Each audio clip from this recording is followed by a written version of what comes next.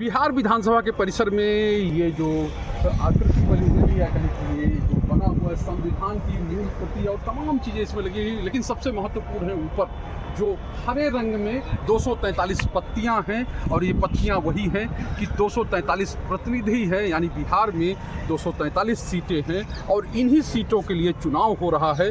और इस चुनाव में कहें कि सबसे बड़ा जो परिवार है, राजनीतिक परिवार है, बिहार का रसूख वाला परिवार है, वो है लालू परिवार, यानी लालू प्रसाद का परिवार। और उसके बीच में अनबन चल रही है, लेकिन अनबन के बीच में ही कहें कि अब शुरू हो गया है डैमेज कंट्रोल।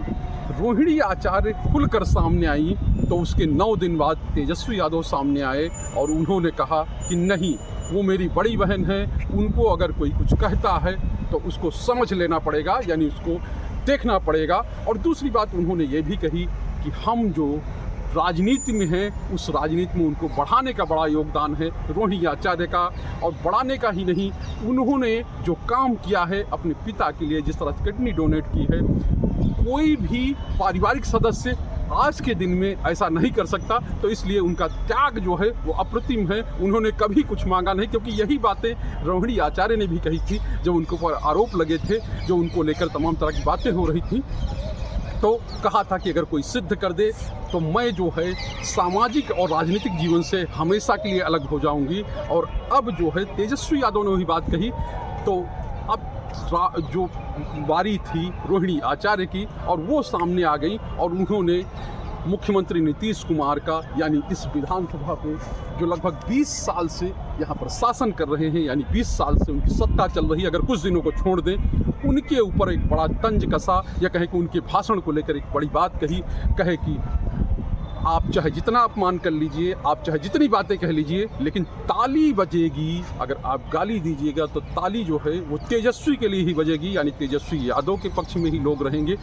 ये रोहिणी आचार्य का कहना है। तो ऐसे में ये माना जा रहा है कि रोहिणी आचार्य ने जिस तरह से अपनी सुर बदले हैं, या जिस तरह से डैमेज कंट्रोल की कोशिश हुई और उसके बाद जिस तरह की बातें कही हैं, उससे ये चीज़ें हैं कि परिवार में, यानी बिहार के सबसे बड़े राजनीतिक परिवार में कुछ ना कुछ अंदर जो है वो मैनेजमेंट हो गया है। क्योंकि कल तक अपने आप को एक तरह से कहें कि उन्होंने वो तस्वीर भी जारी कर दी थी, वो वीडियो भी जारी कर दिया था, जिसमें वो किडनी देने के लिए हॉस्पिटल में जा रही थी और कहने उसमें लिखा था कि अगर कोई इसको गलत साबित कर दे तो मैं क्या कर लूँगी, यानी मैं संन्यास ले लूँगी, मैं सार्वजनिक जीवन में नहीं रहूँगी। तो आप समझ सकते हैं कि किस तरह की बातें हुई होंगी। और 9 दिन का लगना, यानी 9 दिन बाद सफाई आना, और उसको 1 दिन बाद सफाई आने के लगभग 24 घंटे बाद फिर से रोहिणी आचार्य का सामने आना, तो आप जिस पूरी स्थित परिस्थिति को समझ सकते हैं और ये भी समझ सकते हैं कि इस बीच में किस तरह की चीज़ें हुई होंगी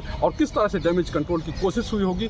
क्योंकि साफ तौर पे है, अगर कोई एक भी किसी गाड़ी का एक भी नट बोल्ट या एक भी पुर्जा गड़बड़ होता है तो उसका असर पूरी गाड़ी पे पड़ता है, उसका इफेक्ट पूरी गाड़ी पे पड़ता है। और शायद यही वजह है, इस इफेक्ट को भांपते हुए, यानी इस चीज़ को समझते हुए ये डैमेज कंट्रोल किया गया, ये चीज़ों को रोकने की कोशिश की गई। और जिसका नतीजा ये है कि अब ऑल इज़ वेल वाली फीलिंग जो है वो फिर से आने लगी है। हालांकि तेज प्रताप यादव अभी भी बाहर हैं और उन्होंने जनशक्ति जनता दल के नाम से एक नया दल बना लिया है और वो ये कह रहे हैं कि अब मैं चुनाव लड़ूंगा, राजद में कभी नहीं जाऊंगा। राजद वाले चाहें तो मुझसे समझौता कर सकते हैं। तो एक परिस्थिति ये भी है, लेकिन रोहिणी आचार्य का जो मामला था वो लगता है कि धीरे धीरे सॉर्ट आउट हो गया है। अभी के लिए इतना ही, आगे फिर मिलेंगे, तब तक के लिए नमस्कार।